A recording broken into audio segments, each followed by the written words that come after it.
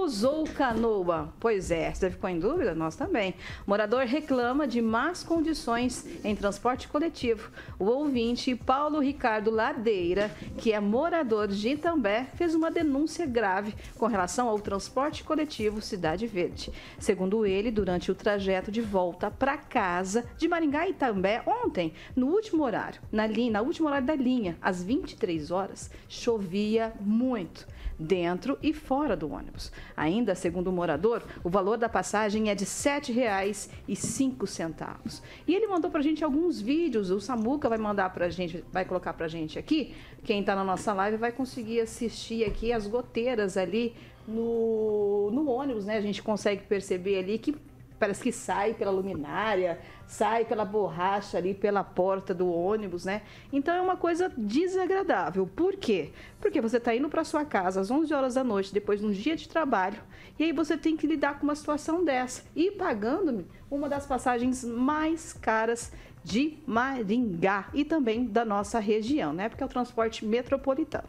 Bom, antes de vocês, que eu estou vendo que a carinha de vocês aqui estão com caras de indignados, nós entramos em contato com o responsável da frota, né, da empresa Cidade Verde, e ele nos disse que não estava sabendo sobre essa situação, mas que já vai tomar providências para resolver este caso. E aí, olhando a cara dos meus amigos aqui, eu gostaria de saber o que vocês acham dessa situação. O trabalhador passa o dia inteiro, aí 12 horas no serviço. Estava chovendo ontem à noite, aí tem que entrar no ônibus e se lidar com uma situação dessa. Edivaldo. Esse é o transporte intermunicipal, é isso, né? Metropolitano. É isso, Metropolitano, mas é o intermunicipal. Isso. Ele não está sujeito à fiscalização direta do município. Eu acho que é a NTT. DR, né? DR, né? DR. Faz essa...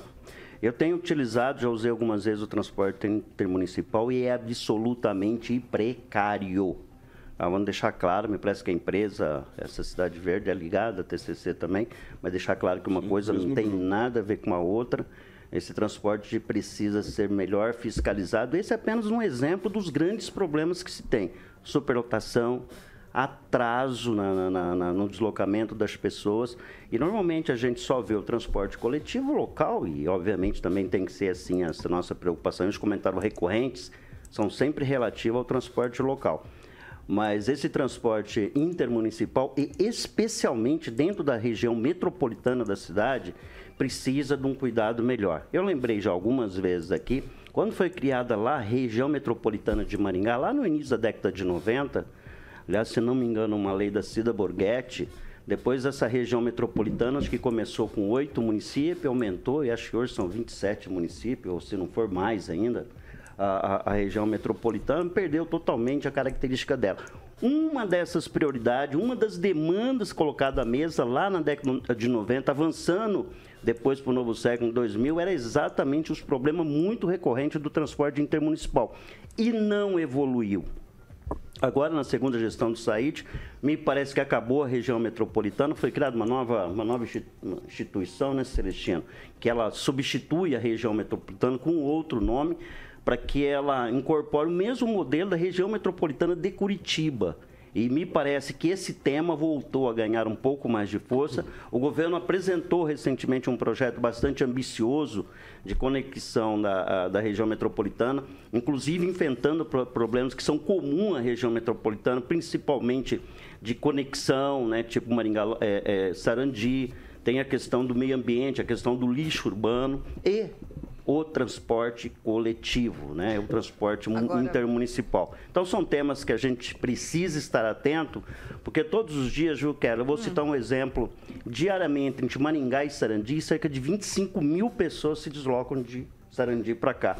E os números são um absurdo de deslocamento das cidades imediatamente conurbadas, a cidade ou não conurbada, que são já cidades que estão com aquele ajuntamento, né? Aquela proximidade demográfica que você jamais não consegue entender qual que é. Agora, o Edivaldo falou bem, né? Além das goteiras, a gente tem a superlotação, né? Que você tem o aumento da tarifa, você tem essas situações, e o que a gente não vê é melhoria, né, Emerson? Com certeza, Kelly.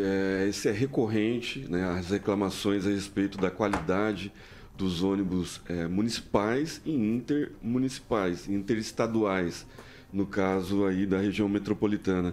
Eu espero agora, com a criação, né, da autarquia da região metropolitana, se não me engano, viu, Edivaldo, são 32 municípios, segundo a última contagem. É um absurdo, né? Você ter município a 30, 40, 50 quilômetros de Maringá. Exatamente. Né? Eu não sei. Então, assim, é um debate. Eu acho que cabe à autarquia agora começar a rever nesse plano diretor, ver a qualidade, fiscalizar melhor as condições desses ônibus, que parece que o que sobra, né, do município aqui, eles vão comprando ônibus novos, o grupo TCC, e aí parece que vão jogando os ônibus mais antigos, mais velhos, para o interestadual, que não deveria ser o contrário, né? Porque pega a rodovia, né? Corre-se o risco, né, de pneu careca numa chuva dessa. Pode ser problema recorrente também de uma borracha, mas mesmo assim, eu acho que por ter várias reclamações, e a gente procura saber a respeito disso, a 156 da prefeitura, se eu não me engano, é a terceira. A maior reclamação no 156 é sobre o transporte coletivo, né? Então, é recorrente. Eu acho que a manutenção deveria ser feita regularmente e a fiscalização, né? Quem fiscaliza? É o município, é o DR. Se é o DR, agora vai passar para a autarquia, né? A gente sabe que o irmão do prefeito, o Ricardo Maia, está na autarquia criada pelo Ratinho Júnior. Eu espero que tenha uma solução a respeito dessas melhorias do transporte na qualidade que o contribuinte merece, né? O trabalhador, ele sai de casa para pegar o transporte coletivo, para não tomar chuva, e acaba tomando chuva, tendo esse transtorno dentro do ônibus. Agora, Gilmar, só um pouquinho, Edvaldo. Gilmar, você acredita que falta fiscalização? Com essa nova autarquia aí, vai melhorar alguma coisa ou não? O contribuinte vai sempre pagar a conta, vai pagar caro e vai passar por isso ainda? Olha, não falta fiscalização. Falta, no caso, um pouco mais de, como que eu posso dizer, de compreensão por parte daquelas pessoas, pelos proprietários dessa empresa. Porque, em outra oportunidade, tinha-se um problema de quem vinha de Paranavaí, Nova Esperança, Maringá. Era muitas vezes lotado, o ônibus com a porta aberta. Na época, eu fiz uma denúncia a respeito disso. Eu fui além do que isso. Eu acompanhei pessoas dentro do ônibus e assim por diante. E eu denunciei. Naquele período em que veio a fiscalização, a empresa sabia que a fiscalização estava, no caso, no trecho, colocou o ônibus rodar vazio. Então, a fiscalização vem num determinado momento, a empresa está sabendo que vai fiscalizar, vai estar tudo, como que se diz, nos regulamentos. Infelizmente, é dessa forma que funciona. Isso tudo porque não se tem o quê? Não tem concorrência. Isso lá atrás, eu estou dizendo, no caso de Maringá, e também dos ônibus que vêm de outras cidades, é da mesma forma. Infelizmente, precisa um pouco mais de as pessoas que detêm, no caso, a concessão do transporte público, tratar o povo com mais decência. Mas com mais gentileza, né? Com mais respeito. Com mais decência. É cliente. Não é isso? Somos clientes deles. Edivaldo, você pediu a palavra, meu querido? Então, sim, é só para esclarecer que é a Agência de Assuntos Metropolitanos, que vai contar, além da Comec, né, que é a região metropolitana de Curitiba, as outras 7 regiões metropolitanas do Paraná, que inclui Maringá. Então, a gente acredita que deve mudar alguma coisa. E não é só cuidado, é fiscalização que não inexiste, né? Vou colocar que não existe a fiscalização. A fiscalização, no caso do órgão que faz essa fiscalização, é assim, vai ter fiscalização tal dia, a empresa fica sabendo. Naquele dia está tudo certo. Mas fica sabendo que jeito, Gilmar? Aí você sabe como, né? Não, as pessoas informam, vem fiscalizar tal dia, tal horário. Hoje eu vou limpar minha casa, hoje o dono da casa vem, então eu vou limpar a casa para ficar bem arrumadinho, é isso? Hoje eu presenciei isso. Eu estava em outra emissora de rádio, recebia sempre denúncias. Além de colocar a matéria, eu comecei a ver quem que poderia fiscalizar isso. Aí, no dia que estava ocorrendo a fiscalização, recebi, não posso falar de quem, mas de um funcionário da empresa, olha, hoje estão colocando ônibus a mais, inclusive para rodar vazio, para comprovar que não tem a superlotação.